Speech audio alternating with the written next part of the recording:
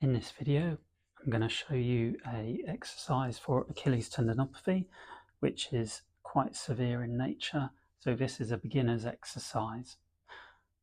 In stance, first of all, what you want to do, if you naturally sit with your feet turned out or one foot turned out, make sure they're nice and parallel. This will also be demonstrated on the picture to the left of your screen.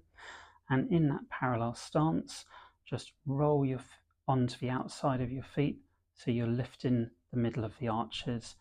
This is especially relevant if you have flat feet or your feet turn in onto the medial arch. So roll those feet out, and then in that position, raise your first toe. And this is to activate the muscles on the inside of your foot or the windlass mechanism.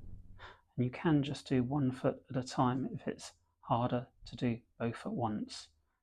Try to do this without lifting the other toes, and then in that position, when you're lifting your medial arch with the weight on the outside of your feet, in that position, then do your heel raises.